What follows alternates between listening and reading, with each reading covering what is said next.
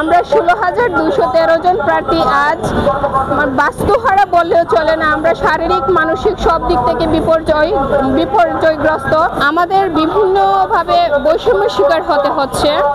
আমরা 2023 সালে যখন নিয়োগ প্রদান করা হয়েছে, ঠিক তখনই আমরা 18 লক্ষ প্রার্থীকে প্রিলি, রিটেন ও ভাইভাই পিছনে ফেলে রিট করে আমরা মাত্র 60,000 প্রার্থী ভাইভাই চূড়ান্তভাবে সনদপ্রাপ্ত হই। কিন্তু ষষ্ঠ গণবিজ্ঞপ্তির মাধ্যমে মাত্র 41,000 প্রার্থীকে সুপারিশ করা হয়, আর আমরা 16,213 জন প্রার্থী সুপারিশ বঞ্চিত হয়। আর সেই সুপারিশ আমাদের প্রাথমিক সুপারিশের রেজাল্ট হয় 19 আগস্ট।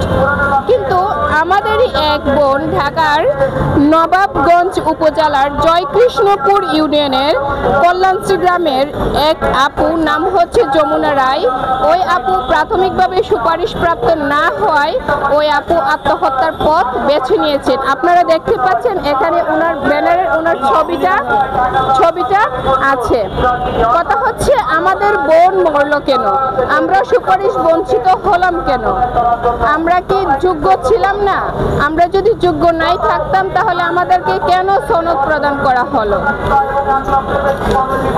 আমরা এনটিআরসি চেয়ারম্যান বরাবর এবং মাননীয় শিক্ষা মন্ত্রণালয়ের মাননীয় শিক্ষা উপদেষ্টা, মাননীয় শিক্ষা সচিব ও মাননীয় যুগ্ম সচিব হেলালুজ্জামান স্যারের নিকট আমরা স্মারকলিপি প্রদান করেছি।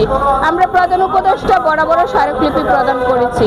আমরা আরও প্রদান করেছি মাওসী পরিচালক বরাবর। কিন্তু আমরা এখনো পর্যন্ত ওদের কাছ থেকে বা মন্ত্রণালয় থেকে এমন কোনো ইতিবাচক দিক আমরা পাচ্ছি না। ওনারা শুধু আমাদের মুখে বলছেন যে ওনারা বিজ্ঞপ্তি প্রকাশ করতে পারবেন।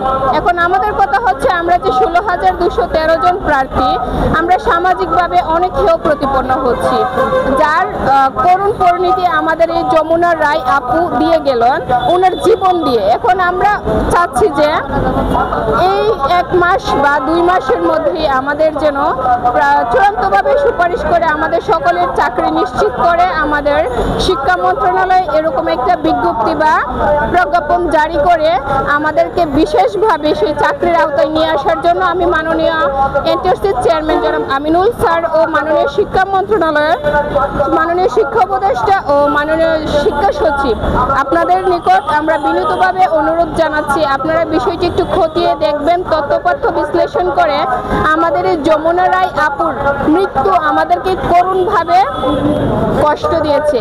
আমরা 16,213 জন প্রার্থী আজ বাস্তুহারা বললেও চলে না, আমরা শারীরিক মানসিক সব দিক থেকে বিপর্যয়গ্রস্ত।